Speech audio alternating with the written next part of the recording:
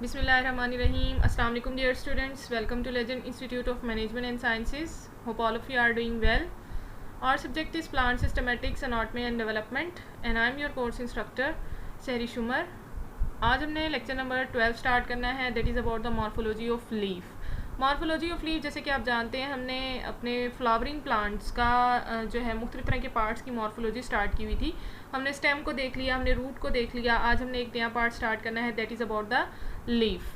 अब आप जानते हैं लीफ क्या है. लीफ प्लांट का एक ऑर्गन है जो कि ग्रीन इन कलर होता है, फोटोसेंसिस परफॉर्म करता है क्योंकि इसके अंदर स्टोमेटा मौजूद होते हैं और इसके अलावा इसके अंदर क्लोरोप्लास्ट पाया जाता है. तो इसका मतलब है इसके अंदर फोटोसेंसिस की कैपेबिलिटी है, ये फोटोसेंसिस कर सकता है सनलाइट की मौजूदगी में और इसके लिए जो है वो प्लांट के लिए फूड प्रिपेयर करता है क्योंकि आपको पता है प्लांट्स जो हैं वो फोटोसेंसिस होते हैं और फोटोसेंसिस के ज़रिए से अपनी खुराक खुद तैयार करते हैं. ठीक है, तो सबसे पहले हम देखते हैं कि लीफ होते क्या हैं, इनके पार्ट्स क्या हैं, इसका स्ट्रक्चर क्या है, इसकी एनाटॉमी और डेवलपमेंट, इसकी जो एनाटॉमी है, मॉर्फोलॉजी है, उसको हम स्टार्ट करते हैं.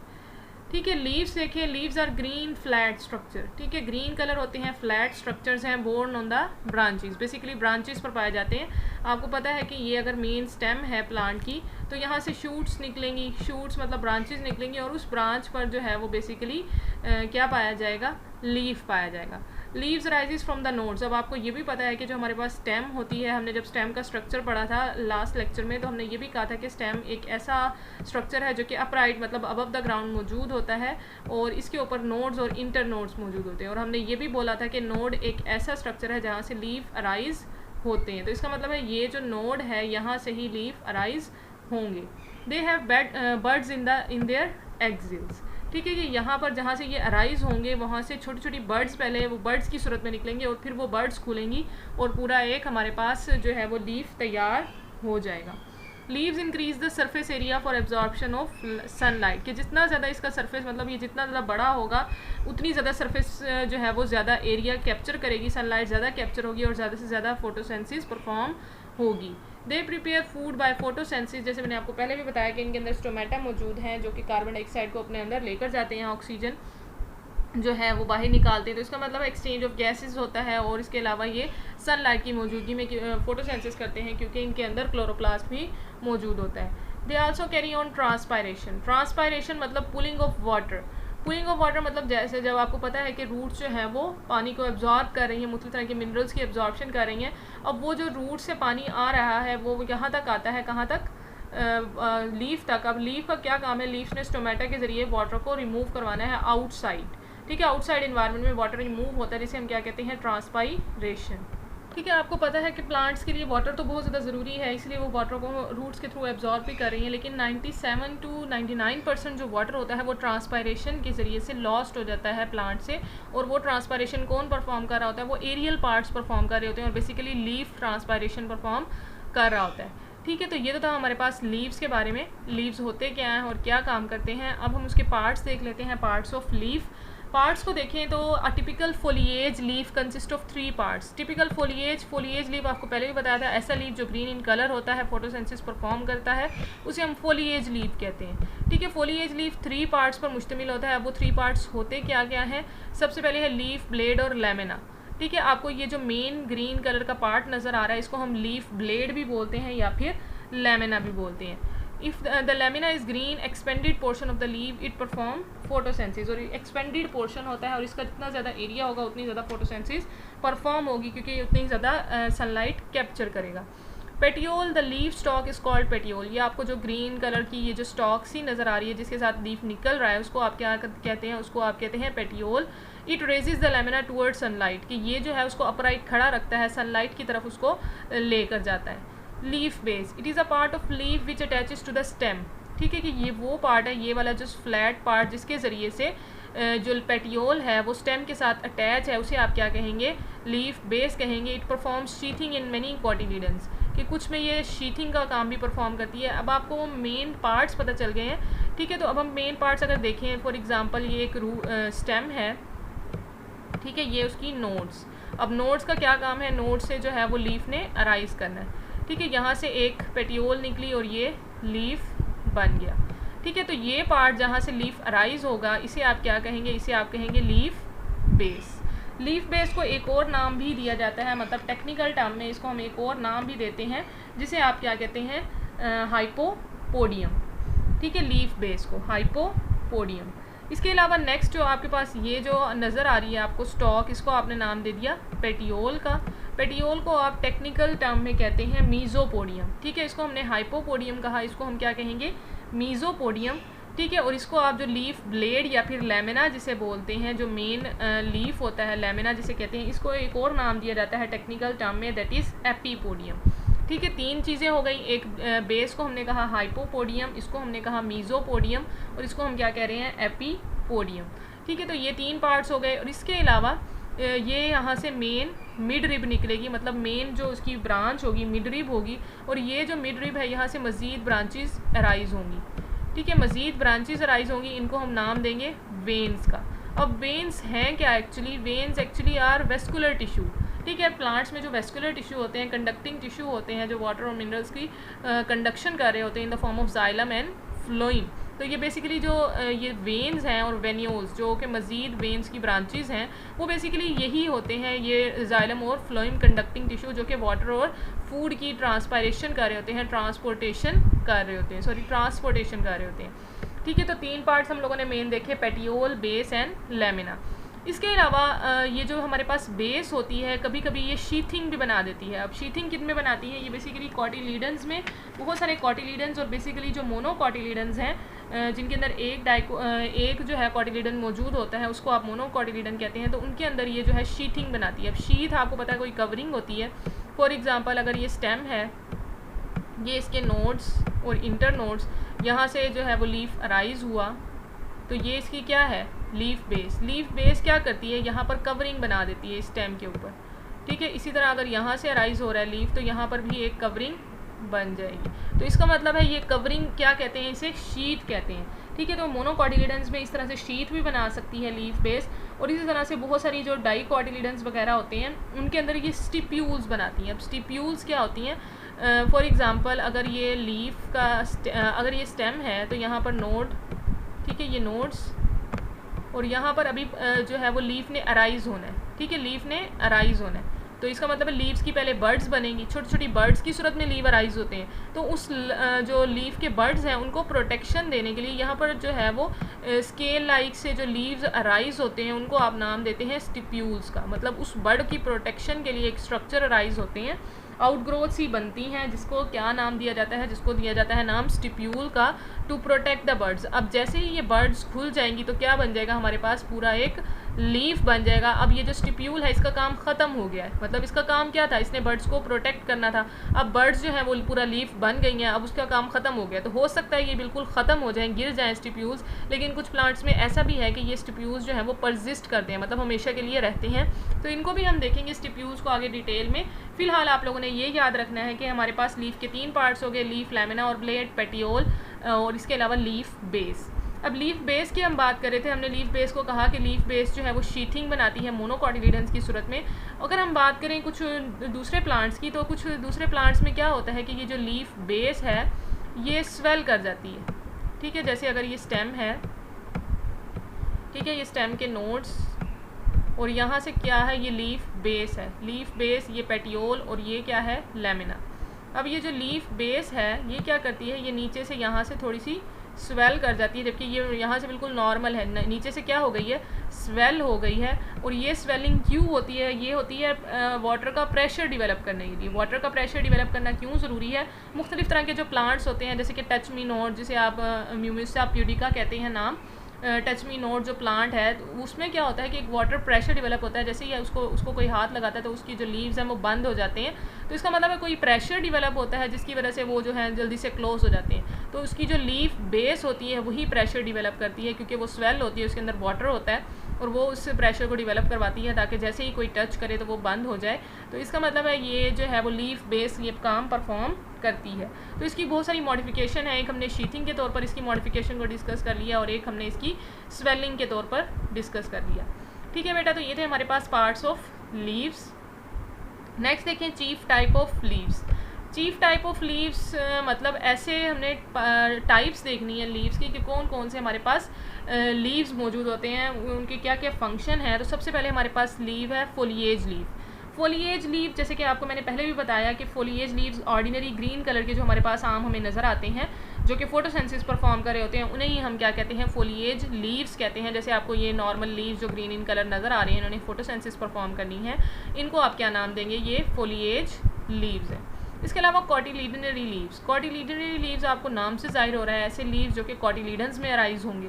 कॉटिलीडन्स, अब कॉटिलीडन्स क्या होते हैं आपको पता है कि अगर फॉर एग्जांपल ये सरफेस है ग्राउंड की, ठीक है, इसको हम दोबारा बना लेते हैं, ये है हमारे पास सरफेस ऑफ द ग्राउंड, ठीक है। अब आपको पता है कि अंडरग्राउंड क्या पड़ा है, कोई ना कोई सीड पड़ा है, मतलब दब गया है, हमने ज़मीन के नीचे से दबाया, तो ये क्या है हमारे पास, सीड। अब सीड के अंदर आपको पता है कि दो तरह के पार्ट्स होते हैं। अगर हम सीड के पार्ट्स देखें तो आपको पता है सीड के दो इसके अंदर से जो है वो पार्ट्स अराइज होते हैं, एक होता है प्लोम्यूल और एक को आप नाम देते हैं रेडिकल, ठीक है। और प्लोम्यूल आपको पता है, प्लोम्यूल वो पार्ट है जिससे क्या बननी है, जिससे स्टेम ने बनना है, और रेडिकल वो पार्ट है जिससे रूट्स ने बनना है, ठीक है। अब क्या होगा, जैसे ही इसकी प्लोम्यूल की डेवलपमेंट स्टार्ट होगी तो ऊपर क्या बनना शुरू हो जाएगी, ऊपर स्टेम बनना स्टार्ट हो जाएगी, और ये जो रेडिकल है ये नीचे क्या बनाना शुरू कर देगा, ये नीचे रूट्स बनाना शुरू कर देगा। और कौन सी रूट बेसिकली बनेगी, हमारे पास जो रूट बनेगी बेसिकली वो होगी टैप रूट, क्योंकि आपको पता है रेडिकल से एक ही रूट अराइज होती है, टैप रूट।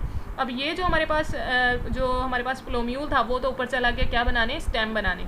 नीचे हमारे पास जो रेडिकल था वो क्या कर रहा है, वो हमारे पास रूट्स बना रहा है। अब ये जो कॉटिलीडन्स होंगे, ये कॉटिलीडन्स भी ऊपर मूव करना शुरू कर देंगे, मतलब अबव द ग्राउंड चले जाएंगे, ठीक है। ये अबव द ग्राउंड चले गए। अब अबव द ग्राउंड गए तो ये दो पार्ट्स में तकसीम हो गए हैं, ठीक है। आपको पता है दरमियान से कट होकर ही ये दो पार्ट में तकसीम हुए हैं। तो अब ये जब ऊपर जाएंगे तो ये ग्रीन इन कलर के हो जाएंगे, ठीक है, ग्रीन कलर हो जाएगा इनका। और अब आपको ये क्या नज़र आएंगे, ये बिल्कुल आपको लीफ की तरह के नज़र आएंगे, कि जो अभी न्यूली डेवलप लीव्स होते हैं उसी तरह का आपको जैसे यहाँ पर स्ट्रक्चर नज़र आ रहा होगा, ठीक है। तो ये आप इन्हें क्या नाम देंगे, कॉटिलीडनरी लीव्स, मतलब एम्ब्रियोनिक लीव्स, एम्ब्रियो से जो अराइज हो रहे हैं उनको आप क्या नाम देंगे, एम्ब्रियोनिक लीव्स, ठीक है बेटा। तो मैंने क्या कहा कि हमारे पास जो सीड होता है उसके अंदर दो पार्ट्स हैं, एक प्लोम्यूल और एक रेडिकल। प्लोम्यूल का क्या काम है, उसने शीट बनानी है, मतलब स्टेम बनानी है, और नीचे हमारे पास जो रेडिकल होता है उसने रूट्स बनानी है। अब ये जो कॉटिलीडन है ये अबव द ग्राउंड मूव करेगा, अबव द ग्राउंड जाएगा और वहाँ पर जाकर क्या बनाना शुरू कर देगा, वहाँ पर जो है इसका कलर चेंज हो जाएगा, लीव्स जैसा कलर इसका ग्रीन हो जाएगा। तो हम इसे क्या कहेंगे, इसे हम कहेंगे कॉटिलीडनरी लीव्स या फिर एम्ब्रियोनिक लीव्स।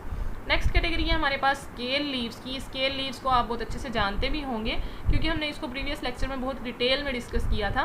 स्केल लीव्स ऐसे लीव्स जो कि फूड को स्टोर करते हैं, ठीक है। ये मोस्टली जो ब्राउन इन कलर हो सकते हैं, अदर देन ग्रीन इनका कलर होता है, ठीक है। अब इसमें क्या होता है, इनका काम होता है फूड की स्टोरेज करना, ठीक है। ये क्या होते हैं, स्मॉल अनडिवेलप्ड और सिजाइल जो होते हैं इनके लीव होते हैं, बेसिकली कलरलेस भी हो सकते हैं, ठीक है। और ये बेसिकली प्रोटेक्टिव लीव्स होते हैं, ठीक है। और प्रोटेक्टिव लीव्स क्या करते हैं, ये यंग फोलिएज लीव्स को प्रोटेक्ट करते हैं, मतलब न्यूली जो ग्रीन लीव्स बन रहे होते हैं उनको प्रोटेक्ट करते हैं। और बेसिकली ये किन में बनते हैं, ये अंडरग्राउंड स्टेम्स में बनते हैं। अंडरग्राउंड स्टेम आप लोगों ने बहुत डिटेल में पिछले लेक्चर्स में डिस्कस भी की थी, उसमें आप लोगों ने सक्कर्स को डिस्कस किया था, उसमें आपने बल्ब्स डिस्कस की थी, राइजोम्स डिस्कस किए थे, कॉम डिस्कस किए थे, ठीक है। तो एक आपके पास यहाँ पर एग्जांपल भी पड़ी हुई है अनियन की। अनियन जो आपको पता है एक अंडरग्राउंड स्टेम है, बल्ब है हमारे पास, ठीक है। इसका ये जो आपको ये वाइट पार्ट नज़र आ रहा है इसको आपने नाम दिया था, ये स्केल लीव्स है। इनके पास जो है वो फूड भी स्टोर थी, तो आप इसको क्या कह सकते हैं, ये हमारे पास स्केल लीव्स हैं। इसके अलावा अगर हम प्रॉपर एग्जांपल देखना चाहें स्टेम के बारे में, तो स्टेम आपके पास है जिंजर, ठीक है। जिंजर के ऊपर आप लोगों ने इस तरह के ब्राउन कलर के जो है वो नोड्स और इंटर नोड्स देखे थे, और आपने कहा था नोड्स जो हैं वहाँ पर जो है वो नोड्स के ऊपर स्मॉल स्केली लीव्स भी अराइज होंगी, ठीक है। तो ये आप लोगों ने प्रीवियस लेक्चर में डिटेल से समझा होगा, इसीलिए आप लोगों को अच्छे से आता होगा, ठीक है। तो ये स्केल लीव्स हमारे पास जो है वो फूड की स्टोरेज का काम करते हैं। नेक्स्ट है हमारे पास ब्रेक्ट एंड ब्रेक्टियोल्स।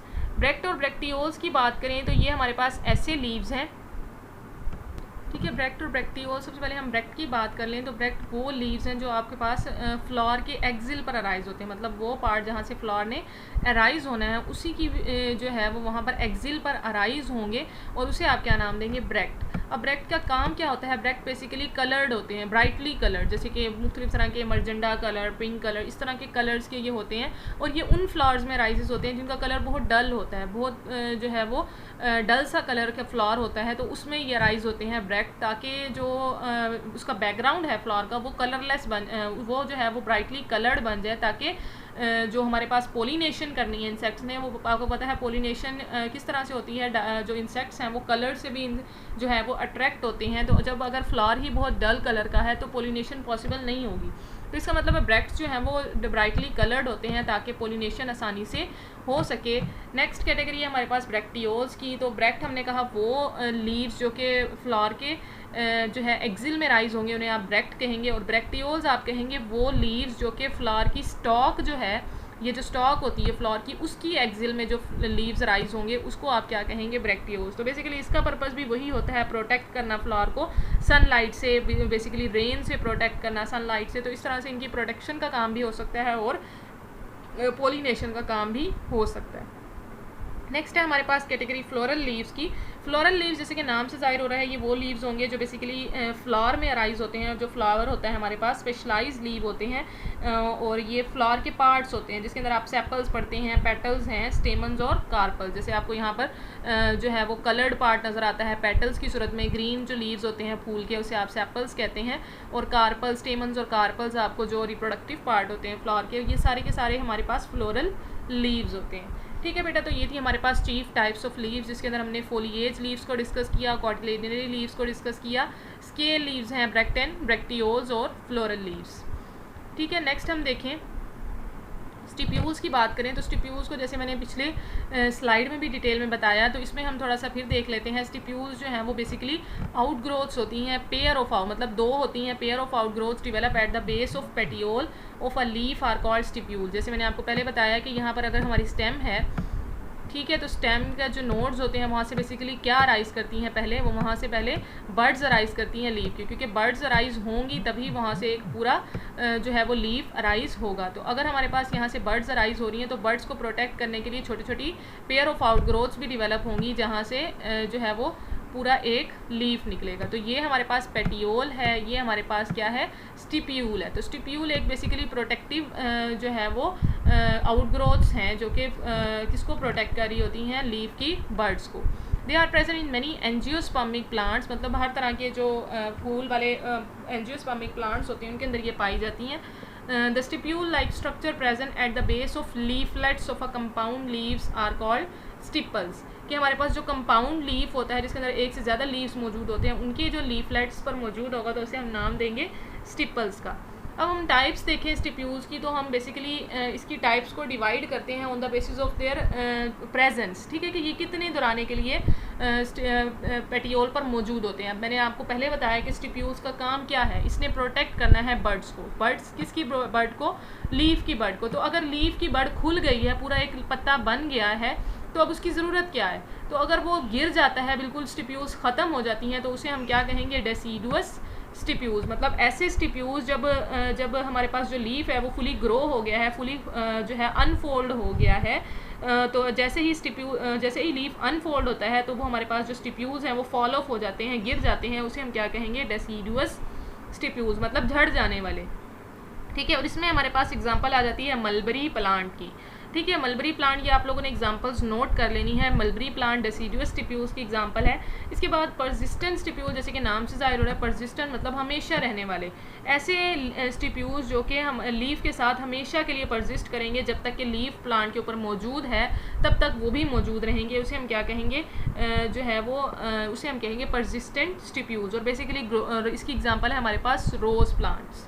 ठीक है, रोज़ के अंदर, गुलाब का जो पौधा है उसके अंदर ये स्टिप्यूल्स हमेशा के लिए परसिस्ट करते हैं, उसे आप क्या नाम देते हैं, परसिस्टेंट स्टिप्यूल्स।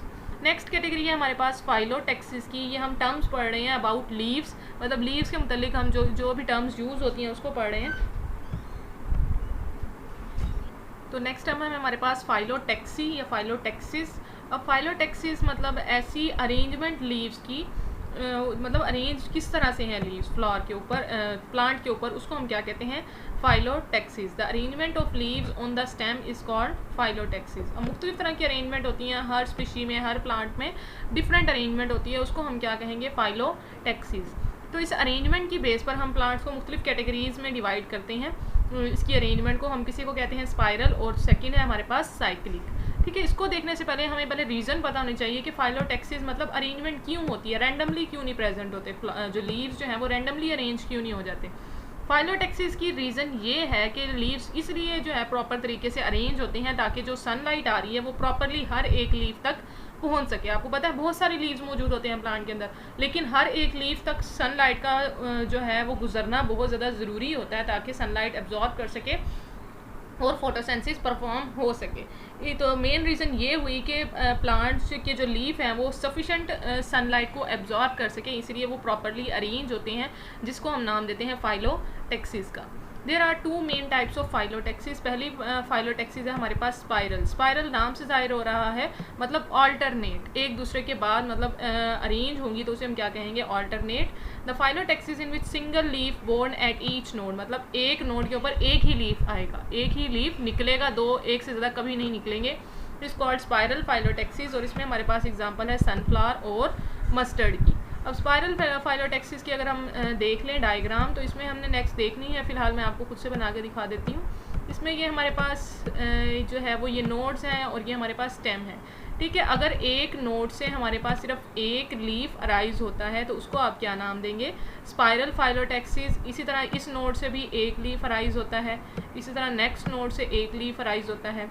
तो ऑल्टरनेट मतलब अगर एक तरफ ये वाला लीफ निकला तो दूसरी तरफ इधर से निकलेगा, फिर इधर से निकलेगा, फिर इधर से निकलेगा, मतलब एक के बाद एक आएंगे लीफ, उसे आप क्या कहेंगे, स्पाइरल या फिर ऑल्टरनेट फाइलोटेक्सिस। इसके अंदर हमने एग्जांपल देख ली सनफ्लावर की और मस्टर्ड की। अब रीज़न क्या है कि ये इन दोनों के दरमियान बहुत ज़्यादा जो है ये सफिशेंट जो है गैप मौजूद है, इसकी वजह से सनलाइट डायरेक्टली इसके ऊपर भी पड़ेगी और सनलाइट डायरेक्टली इसके ऊपर भी पड़ेगी और ये आसानी से अपनी फोटोसेंसिस परफॉर्म करते जाएंगे।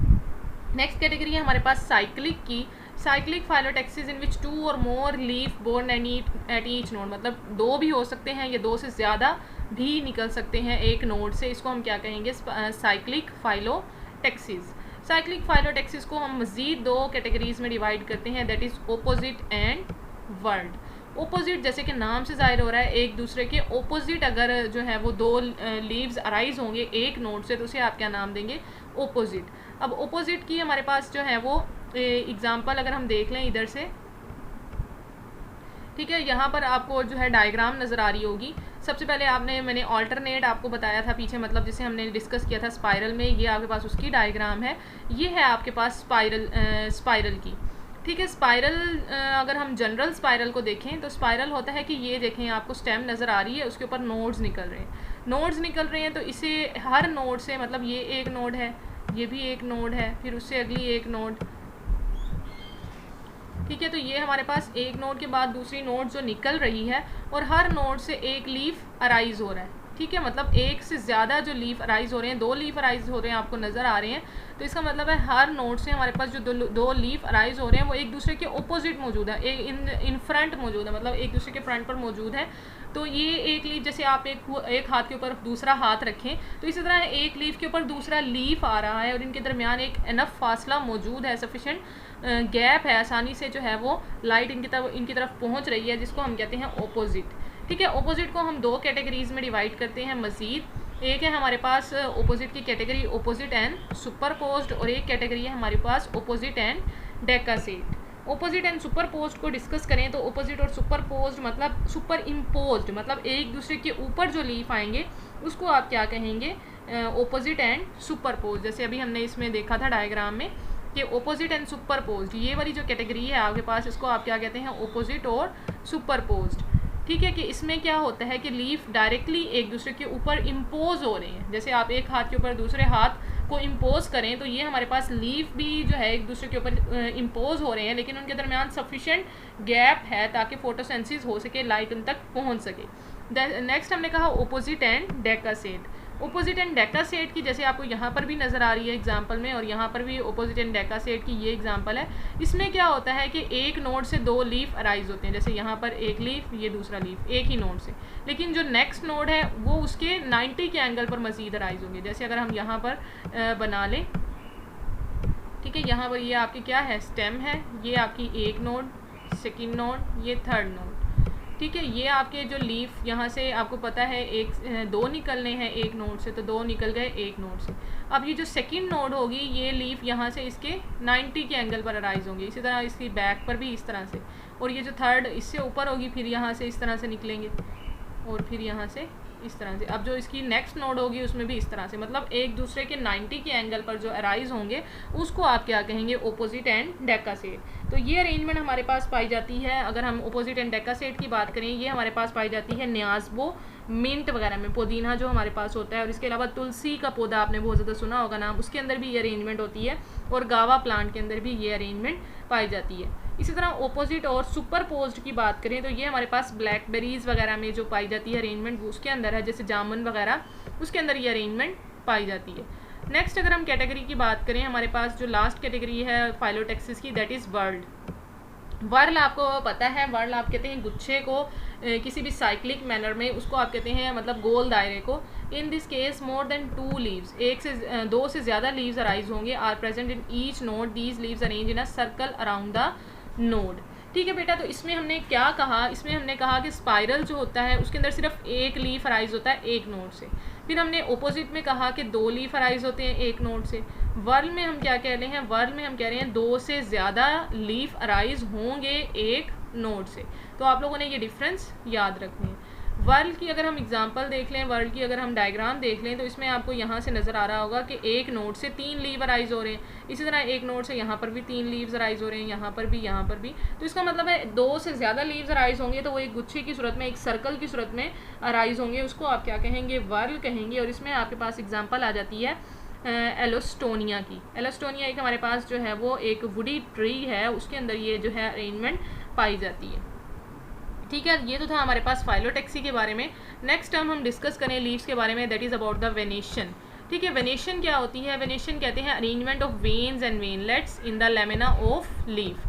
अब वेन और वेनलेट्स, जैसे कि मैंने आपको पहले भी बताया कि जो लीफ होता है उसके अंदर एक मिड रिब मौजूद होती है, मिड रिब से बहुत सारी ब्रांचेस निकलती हैं जिनको हम नाम देते हैं वेन्स का, उन वेन से मज़ीद ब्रांचेस निकलती हैं जिनको आप नाम देते हैं वेन्यूल्स का। वो वेन्स बेसिकली होती क्या है, वो होते हैं कंडक्टिंग टिश्यू, हमारे पास conducting tissue in the form of xylem and phloem. तो ये हमारे पास एक नेटवर्क बना देते हैं, इस नेटवर्क की जो अरेंजमेंट है उसे आप नाम देंगे वेनेशन का। The veins and veinlet transport water and dissolve minerals into various parts of leaf. अब जैसे कि मैंने आपको पहले भी बताया कि ये जो वेन्स हैं हमारे पास बेसिकली कंडक्टिंग टिश्यू हैं इन द फॉर्म ऑफ जाइलम और फ्लोएम। तो इसका मतलब इनका काम क्या होगा, इन्होंने मिनरल्स और वाटर की और फूड की ट्रांसपोर्ट करनी है मुख्तलिफ पार्ट में लीव्स के। ठीक है, अब इसमें हमारे पास जो एक मेन लीव होती है उसको आप नाम देते हैं मिड रिब का, और मिड रिब से बहुत सारी ब्रांचेस निकलती हैं जिन्हें आप वेन और वेनलेट्स का नाम देते हैं। इसमें हम 2 कैटेगरीज वेनेशन की हम 2 कैटेगरीज में डिवाइड करते हैं, that is parallel venation and reticulate venation. I hope आप लोगों को ये जो पैरेलल वेनेशन और रेटिकुलेट वेनेशन है ये बहुत अच्छे से आती होगी, क्योंकि आप लोगों ने इसको बॉटनी ए में भी बहुत डिटेल में पढ़ा था। इसके अलावा जब हम क्लासिफिकेशन डिस्कस कर रहे थे तब भी मैंने इसको बहुत डिटेल में आप लोगों को समझाया था और इसके एग्जाम्पल्स के साथ समझाया था। तो अब इसको हम ज़रा सी इसकी समरी देख लेते हैं दोबारा से, पैरेलल और रेटिकुलेट वेनेशन की। ठीक है, सबसे पहले हम पैरेलल वेनेशन को डिस्कस करते हैं। पैरेलल वेनेशन ऐसी वेनेशन जिसके अंदर हमारे पास एक जो मेन रिब होती है, मिड रिब होती है, उसके जो ब्रांचेस निकलती हैं वो बिल्कुल सीधी होती हैं, जो है वो पैरेलल होती हैं एक दूसरे के, उसको आप नाम देते हैं पैरेलल वेनेशन। ठीक है, इस तरह से जैसे आपको यहाँ पर भी नज़र आ रही है कि एक मिड रिब है और वहाँ से जो है इधर से ब्रांचेस निकल रही हैं, that is parallel venation. The venation in which veins of equal sizes run parallel to each other from the base to apex और from mid rib to margin। ठीक है, कि मिड रिब से मार्जिन्स की तरफ जो निकल रही होती हैं ब्रांचेज, उनको आप क्या नाम देते हैं, अगर वो बिल्कुल सीधी हैं एक दूसरे के पैरेलल हैं उनको आप नाम देते हैं पैरेलल वेनेशन का। और ये बेसिकली कैरेक्टरिस्टिक्स है मोनोकोट प्लांट का, क्योंकि हमने जब मोनोकोट्स और डाइकोट्स को भी डिस्कस किया था बॉटनी ए में तब भी हमने डिटेल में ये डिफरेंस भी देखे थे। ठीक है। और इसमें हमारे पास ग्रासेस वगैरह और अनियन और बनाना आ जाते हैं। अब पैरेलल वेनेशन को हम दो मज़ीद कैटेगरीज में डिवाइड करते हैं। एक है हमारे पास पिनेट एंड यूनिकॉस्टेट। पिनेट और यूनिकॉस्टेट जिसके पास हमारी एग्जांपल है बनाना की। अब पिनेट और यूनिकॉस्टेट क्या होता है कि यूनी, जैसे कि आप यूनी नाम से ज़ाहिर है कि एक, यूनी आप कहते हैं, यूनी जहाँ पर भी लफ्ज़ आता है उसका मतलब है एक। तो इसमें क्या होती है, जो हमारे पास मेन जो मिड रिब होती है वो हमेशा एक होती है, जैसे आपको यहाँ पर भी नज़र आ रही होगी। मेन जो मोटी आपको थिक वेन नज़र आ रही है उसको आप मिड रिब का नाम देते हैं, और वो हमारे पास सिर्फ एक है। जबकि बाकी जो आपको ये नज़र आ रही हैं ये हमारे पास वेन्स हैं, ये मेन ब्रांचेस नहीं हैं। तो ऐसी वेनेशन जिसके अंदर जो मेन मिड रिब होगी वो सिर्फ एक हो और बाकी छोटी छोटी मज़ीद ब्रांचेस जो निकल रही होंगी वो पैरेलल होंगी, उसको आप नाम देंगे पिनेट या फिर यूनिकॉस्टेट का। और इसमें हमारे पास एग्जांपल होती है बनाना की, ठीक है। और पामेट और मल्टीकॉस्टेट, मल्टीकॉस्टेट मतलब जिसके अंदर मल्टीपल मिड रिब्स होंगी, मल्टीपल मेन ब्रांचेस निकलेंगी, उसको आप क्या नाम देंगे, पामेट या फिर मल्टीकॉस्टेट, ठीक है। जैसे आपको यहाँ पर नज़र आ रहा होगा कि ये वाली जो हमारे पास जो लीफ है इसके अंदर बहुत सारी जो है मल्टीपल मेन ब्रांचेस होंगी, मेन मतलब मिड रिब्स बहुत सारी होंगी, और उसको आप क्या नाम देंगे, मल्टीकॉस्टेट, ठीक है। ये भी हमारे पास मल्टीकॉस्टेट की एग्जांपल है, लेकिन इनमें डिफरेंस क्या है, इसमें और इसमें डिफरेंस क्या है। इसमें क्या होता है कि हमारे पास जो मल्टीकॉस्टेट है दो तरह की होती है, या तो वो कन्वर्जेंट मल्टीकॉस्टेट हो सकती है या फिर वो डाइवर्जेंट भी हो सकती है। अब कन्वर्जेंट क्या होता है और डाइवर्जेंट क्या होता है। कन्वर्ज मतलब इकट्ठे हो जाना और डाइवर्ज मतलब बिखर जाना, ठीक है। आपको ये मतलब तो पता है। तो कन्वर्ज मतलब ऐसी वेनेशन जिसके अंदर जो मेन मिड रिब्स होंगी वो एक पॉइंट पर, एक अपेक्स पर इकट्ठी हो जाएंगी, तो उसे आप क्या कहेंगे, कन्वर्जेंट वेनेशन। जैसे आपको यहाँ पर नज़र आ रहा होगा इस एग्जाम्पल में, इसमें क्या है कि हमारे पास जितनी भी मेन ब्रांचेस हैं वो एक अपेक्स के साथ इकट्ठी हो रही हैं, वो बिल्कुल एक पॉइंट पर इकट्ठी हो रही हैं, उसे आप क्या कहेंगे, कन्वर्जेंट वेनेशन। जबकि इसके अंदर आपको नज़र आ रहा होगा कि जो जितनी भी मेन ब्रांचेस निकल रही हैं वो किसी की भी तरफ जो है वो इकट्ठी नहीं हो रही, बल्कि अपना ही एक एक्सिस बना रही हैं, बिखर रही हैं, मुड़ रही हैं, उसको आप क्या नाम देंगे, डाइवर्जेंट वेनेशन का। और इसमें हमारे पास एग्जांपल होती है ग्रासेस और राइस वगैरह की, ठीक है। ये तो थी हमारे पास पैरेलल वेनेशन। नेक्स्ट अगर हम डिस्कस करें रेटिकुलेट वेनेशन, मतलब ऐसी वेनेशन जिसके अंदर जो वेन्स और वेनलेट्स होंगे वो नेटवर्क बना देंगी, बहुत सारी ब्रांचेस निकलेंगी, मतलब पैरेलल नहीं होंगी। The venation in which the smaller veins arises from the mid ribs and form network is called reticulate venation. जैसे आपको यहाँ पर नज़र आ रहा होगा कि मेन जो मिड रिब है उससे बहुत सारी ब्रांचेस निकल रही हैं और वो नेटवर्क बना रही हैं, उसको आप क्या नाम देंगे, रेटिकुलेट वेनेशन का। और ये बेसिकली डाइकोट प्लांट का करेक्टर है, ठीक है। और जिसमें हमारे पास एग्जांपल है ग्राम की, मतलब हमारे पास जो एग्जांपल आ रही है वो है ग्राम, ठीक है। इसमें है हमारे पास इट हैज़ टू टाइप्स, जैसे हमने पहले पैरेलल वेनेशन में भी दो टाइप्स देखी, पिनेट और यूनिकॉस्टेट। इसमें भी हम उसी तरह की दो टाइप्स देखेंगे, पिनेट एंड यूनिकॉस्टेट, मतलब ऐसी वेनेशन, रेटिकुलेट वेनेशन जिसके अंदर जो मिड रिब होगी वो सिर्फ एक होगी। जैसे आपको यहाँ पर नज़र आ रहा है मिड रिब जो है वो सिर्फ एक है हमारे पास, उसको आप नाम देंगे पिनेट और यूनिकॉस्टेट। इसमें हमारे पास कॉमन एग्जांपल है मैंगो की। पामेट और मल्टीकॉस्टेट, पामेट और मल्टीकॉस्टेट आपको पता है कि इसमें हमारे पास भी दो कैटेगरीज होती हैं, एक कन्वर्जेंट की और एक डाइवर्जेंट की। मतलब ऐसी जो है वो वेनेशन, बेसिकली रेटिकुलेट वेनेशन जिसके अंदर मिड रिब्स बहुत सारी होंगी लेकिन एक पॉइंट पर इकट्ठी हो रही होंगी, उसे आप क्या नाम देंगे, कन्वर्जेंट का। और ऐसी ब्रांचेस जिसमें जो मिड रिब्स हैं बहुत सारी हैं और अलग अलग से जो हैं वो किसी न किसी पॉइंट पर इकट्ठी नहीं हो रही बल्कि बिखर रही हैं, डाइवर्ज हो रही हैं, उसको आप नाम देते हैं डाइवर्जेंट मल्टीकॉस्टेट रेटिकुलेट वेनेशन का, ठीक है। तो ये थी हमारे पास रेटिकुलेट वेनेशन और पैरेलल वेनेशन। नेक्स्ट हमने कुछ डिस्क्रिप्टिव टर्म्स को डिस्कस करना है लीव्स के बारे में, ठीक है। डिस्क्रिप्टिव टर्म्स लीफ ड्यूरेशन के बारे में, मतलब लीफ का दौरानिया कितना है उसके लिहाज से हमने लीफ को मुख्तलिफ कैटेगरीज में डिवाइड किया हुआ है। एक है सबसे पहली कैटेगरी हमारे पास कॉडुकस। कॉडुकस मतलब अगर लीफ जो है वो बहुत अर्ली गिर जाता है, ठीक है, कि अभी लीफ का जो है वो बना ही था और बहुत अर्ली उसकी जो है वो झड़ गया है, वो गिर गया है, उसको आप क्या नाम देंगे, कॉडुकस लीफ, ठीक है। और ये बेसिकली हमारे पास ओपनशिया वगैरह में पाया जाता है, ठीक है। ओपनशिया मतलब कैक्टस, कैक्टस प्लांट आपको पता है उसके अंदर लीफ बहुत ज़्यादा रिड्यूस होते हैं क्योंकि उन्होंने ट्रांसपायरेशन को कम से कम करना होता है, इसलिए उनके अंदर जो लीफ है वो बिल्कुल ख़त्म हो जाते हैं, गिर जाते हैं। तो ये हमारे पास कॉडुकस प्लांट्स की, कॉडुकस लीफ की एग्जाम्पल। नेक्स्ट है हमारे पास डेसीडुअस। डेसीडुअस मतलब ऐसे लीफ जो कि सीज़न के एंड में गिरेंगे, ग्रोइंग सीज़न ख़त्म हो गया है अब उसका काम ख़त्म हो गया है तो तब वो फॉल ऑफ कर जाएंगे, उसको आप क्या नाम देंगे, डेसीडुअस लीव्स का।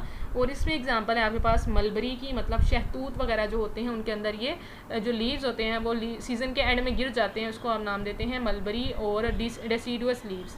परसिस्टेंट मतलब ऐसे लीव जो हमेशा के लिए फंक्शनल रहेंगे, प्लांट के ऊपर मौजूद रहेंगे एक से ज़्यादा सीज़न के लिए, ठीक है। एवरग्रीन प्लांट जो होते हैं जो हमेशा के लिए सरसब्ज होते हैं, उसको आप नाम देते हैं, उनके अंदर परसिस्टेंट लीव मौजूद होते हैं, जैसे कि मैंगो वगैरह के जो प्लांट्स हैं उनके अंदर परसिस्टेंट लीव्स मौजूद होते हैं, ठीक है। नेक्स्ट कैटेगरी है हमारे पास लीफ इंसर्शंस के बारे में, ठीक है। Leaf insertion the attachment of leaves on the stem, ठीक है। Attachment of the leaves on the stem और the branches is called insertion of leave. जैसे हमने कहा था कि स्टेम की जो नोड्स हैं वहाँ से लीफ अराइज होते हैं और वो पार्ट जहाँ से लीफ अराइज होगा उसको आपने नाम दिया था लीफ बेस, ठीक है, कि यहाँ से पेटियोल निकला और ये लीफ बना। तो ये जो अटैचमेंट का पॉइंट है इसको आप क्या कहते हैं, लीफ इंसर्शन। उसकी बेस पर हमने लीव्स को 3 कैटेगरीज में डिवाइड किया हुआ है। सबसे पहले हमारे पास कॉलिन, इसमें क्या होता है, लीव्स जो है वो मेन स्टेम के साथ ही अराइज हो जाते हैं, मतलब पेटियोल नहीं बनता बल्कि डायरेक्टली नोड के साथ ही जो है स्टेम के साथ ही लीफ अराइज हो गया है, तो उसे आप क्या कहेंगे, कॉलिन। और इसकी एग्जांपल है हमारे पास सनफ्लावर की। नेक्स्ट है हमारे पास रैमल, इसमें क्या होता है, लीव्स जो है वो ब्रांचेस पर अराइज होता है, ठीक है। एक तो मेन स्टेम होती है और आपको पता है मेन स्टेम से बहुत सारी ब्रांचेस निकलती हैं इस तरह से, तो वो ब्रांचेस पर अगर जो लीफ बनते हैं उसको, जैसे अब ये ब्रांच पर लीफ बना है तो उसे आप क्या नाम देंगे, रैमल का। और इसकी एग्जांपल है हमारे पास मैंगो की, ठीक है। एक है रेडिकल हमारे पास, in this case the leaves appear to come out from the root, ठीक है, कि इसमें क्या होता है कि बेसिकली हमें लग रहा होता है कि जो लीफ है वो रूट से निकल रहा है। और इसको हमने पीछे जब रूट की टॉपिक पढ़ रहे थे हम, तब हमने वो डिटेल में भी पढ़ा था जब हमने रेडिश को डिस्कस किया था, ठीक है। मैंने कहा था कि ये जो रेडिश है हमारे पास ये क्या है, अंडरग्राउंड रूट है, ठीक है। अंडरग्राउंड रूट है तो इसकी जो स्टेम होती है वो बहुत ज़्यादा रिड्यूस इन साइज़ होती है, ठीक है। जब स्टेम बहुत ज़्यादा रिड्यूस होगी तो इसके जो ग्रीन लीव्स निकल रहे होते हैं यहाँ से, वो हमें ऐसा लगता है कि वो डायरेक्टली रूट से निकल रहे हैं। कभी आप लोगों ने अगर देखी हो मूली वगैरह, जो गाजर मूली होती है हमारे पास, उसमें आपने अगर ये जो ग्रीन लीफ जो नज़र आ रहे होते हैं हमें वो लगता है कि डायरेक्टली इसके ऊपर से ही निकले हैं, क्योंकि उसकी जो स्टेम होती है वो साइज़ में बहुत ज़्यादा रिड्यूस हो चुकी होती है। और जो उसकी ये जो हमारे पास मेन होती है जो रेडिश या फिर जो हमारे पास कैरेट है वो होती है स्टेम, वो हमारे पास होती है रूट। तो इसका मतलब इसकी जो स्टेम है रिड्यूस है और जो रूट है जो कि अंडरग्राउंड है, हमें लग रहा होता है कि जो लीफ है वो डायरेक्टली रूट से अराइज कर रहे हैं, उसको हम क्या नाम देंगे, रेडिकल का। इसमें हमारे पास अंडरग्राउंड रूट्स आ जाती हैं जैसे कि रेडिश और बीट, ठीक है। तो ये थी हमारे पास आज का लेक्चर जिसमें हमने लीफ की मॉर्फोलॉजी को डिस्कस किया, उसके मुख्तलिफ टर्म्स को डिस्कस किया। इसके कुछ पॉइंट्स हमारे रह गए हैं, उसको हम इंशाल्लाह नेक्स्ट लेक्चर में देखेंगे। साथ में हम जो है वो फ्लावर के पार्ट्स को भी डिस्कस करेंगे। तब तक के लिए अल्लाह हाफिज़, थैंक यू सो मच।